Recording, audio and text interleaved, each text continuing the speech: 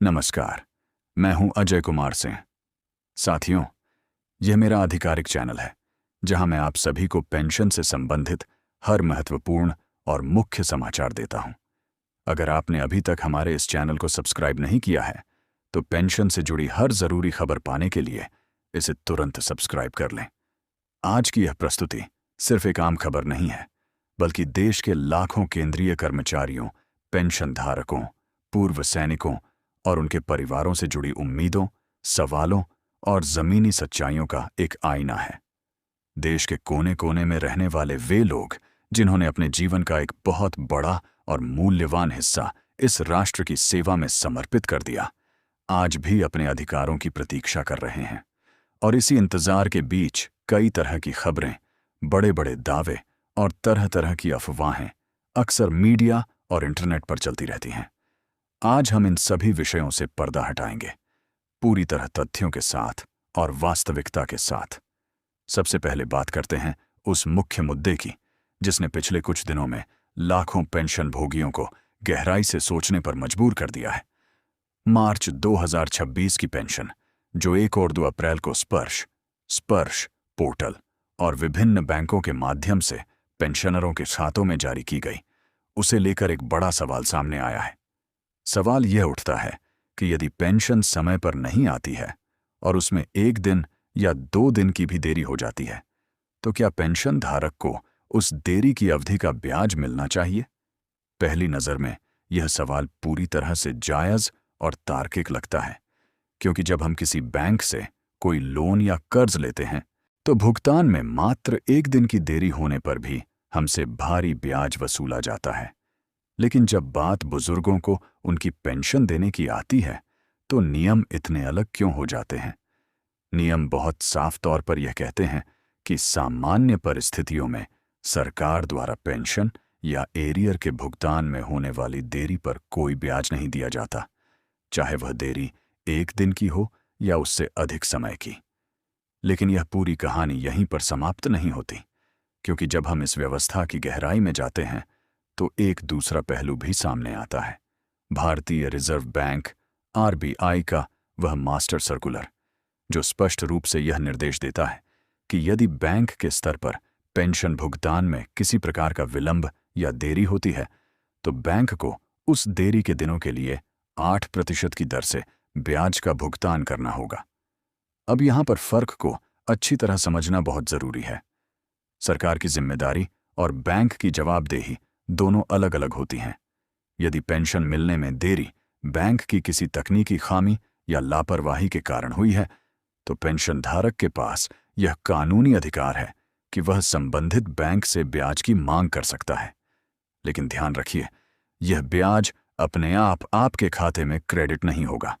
इसके लिए आपको बाकायदा एक आवेदन देना होगा, आवश्यक प्रमाण प्रस्तुत करने होंगे और अपने हक के लिए प्रयास करना होगा। और अगर इसके बाद भी बैंक के स्तर पर कोई सुनवाई नहीं होती है तो फिर अदालत का रास्ता खुला है, जहां से न्याय प्राप्त किया जा सकता है। इसी क्रम में अब बढ़ते हैं उस महत्वपूर्ण अदालती फैसले की ओर जिसने हजारों पूर्व सैनिकों के जीवन में सम्मान और उम्मीद की एक नई किरण जगा दी है। पंजाब और हरियाणा हाई कोर्ट का वह ऐतिहासिक निर्णय सामने आया है जिसमें कहा गया कि 20% से कम दिव्यांगता, डिसेबिलिटी वाले सैनिकों को भी पेंशन का पूरा अधिकार मिल सकता है। पहले के नियमों के अनुसार 20% से कम दिव्यांगता होने पर किसी भी सैनिक को पेंशन का लाभ नहीं दिया जाता था। लेकिन अब अदालत ने इस व्यवस्था में सुधार करते हुए स्पष्ट किया है कि 15% या 19% जैसी दिव्यांगता को भी राउंड ऑफ समीकरण करके 50% माना जा सकता है। यह सिर्फ एक कानूनी आदेश नहीं है, बल्कि यह उन वीर सैनिकों के सम्मान का विषय है जिन्होंने देश की रक्षा के लिए अपनी सेहत और अपनी खुशियां दांव पर लगा दी। और जब इस फैसले के खिलाफ केंद्र सरकार द्वारा की गई अपील भी खारिज हो जाती है तो यह साफ इशारा होता है कि हमारी न्याय व्यवस्था ने इस मानवीय मुद्दे को बेहद गंभीरता से लिया है। इसी के साथ एक और बेहद महत्वपूर्ण विषय है नोशनल इंक्रीमेंट। यह शब्द सुनने में भले ही थोड़ा तकनीकी या जटिल लगे, लेकिन इसका सीधा प्रभाव कर्मचारियों की पेंशन और उनके वेतन पर पड़ता है।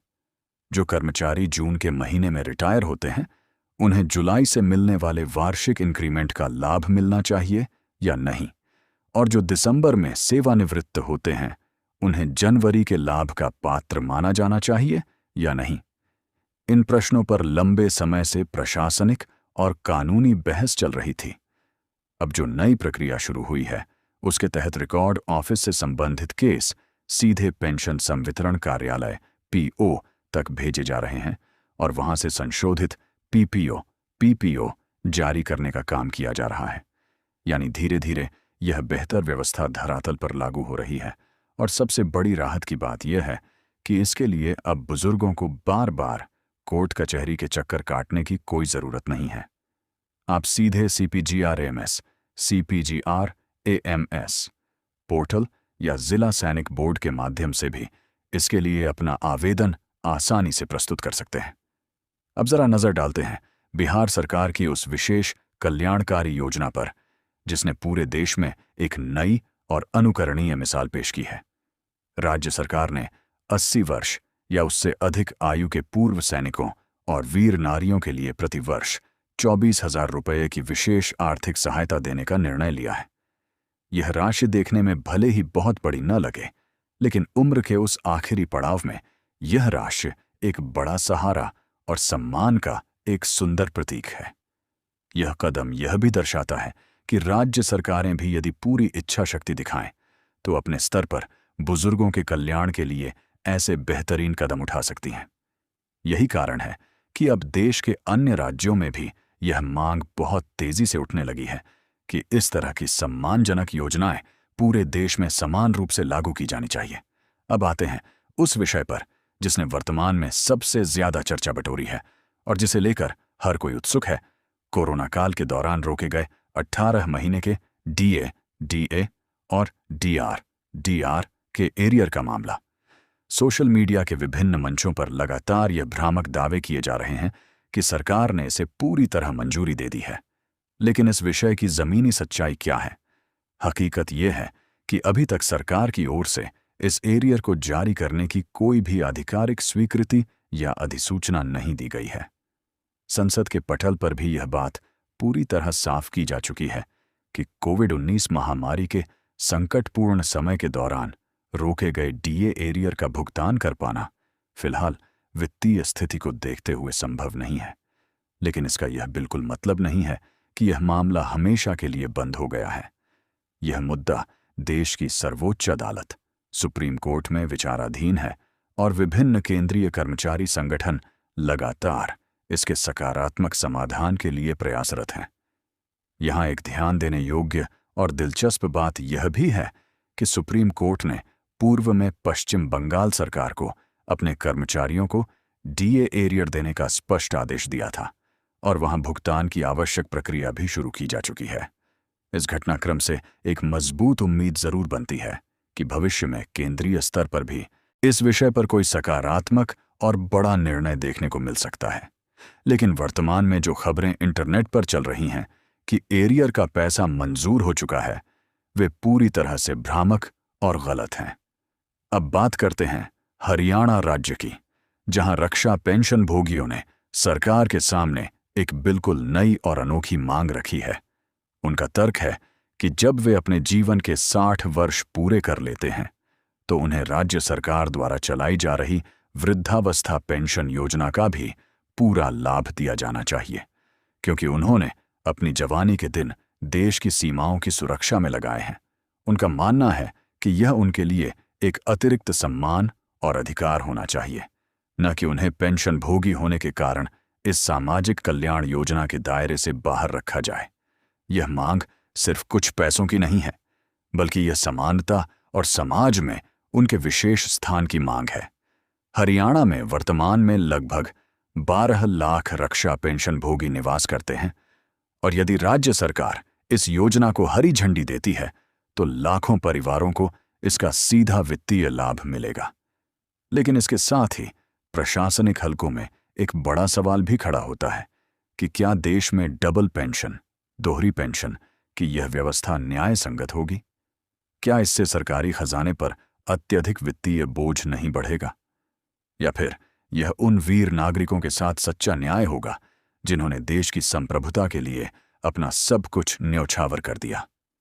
इन तमाम सवालों और बहसों के बीच एक बात पूरी तरह से साफ हो चुकी है कि आज हमारे देश के केंद्रीय कर्मचारी, पेंशनभोगी और पूर्व सैनिक पहले से कहीं अधिक जागरूक हो चुके हैं। वे अपने कानूनी और संवैधानिक अधिकारों को अच्छी तरह पहचानते हैं और उन्हें प्राप्त करने के लिए पूरी मजबूती से अपनी आवाज उठा रहे हैं। लेकिन इस सामूहिक आवाज को एक सही और अनुशासित दिशा में ले जाना बहुत जरूरी है। किसी भी प्रकार की झूठी अफवाहों से खुद को दूर रखना और पूरी तरह तथ्यों के आधार पर सही निर्णय लेना इस समय की सबसे बड़ी मांग है।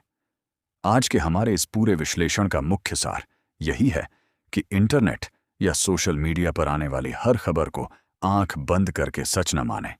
हर बड़े दावे की सच्चाई को परखें, उसकी जांच करें और अपने अधिकारों को प्राप्त करने के लिए हमेशा सही और कानूनी तरीका ही अपनाएं, क्योंकि अधिकार केवल मांगने से नहीं, बल्कि उन्हें सही ढंग से समझने और सूझबूझ से कदम उठाने से प्राप्त होते हैं। हम हमेशा नियमों और कानूनों का बारीकी से अध्ययन करते हैं ताकि आप तक सटीक बात पहुंच सके।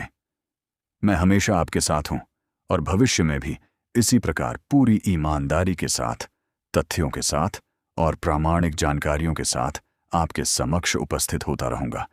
अगर आपने अभी तक हमारे इस चैनल को सब्सक्राइब नहीं किया है तो इसे अभी तुरंत सब्सक्राइब कर लें और नोटिफिकेशन वाले बेल आइकन, घंटी को जरूर दबाएं ताकि आने वाली हर बड़ी और सच्ची अपडेट सबसे पहले आप तक बिना किसी रुकावट के पहुंच सके। हम आगे भी आपके लिए इसी तरह की महत्वपूर्ण खबरें और आवश्यक अपडेट्स लेकर आते रहेंगे। आपका यह अपना भरोसेमंद चैनल हमेशा आपकी सही आवाज को बुलंद करने के लिए पूरी तरह तैयार है। धन्यवाद। जय हिंद, जय भारत।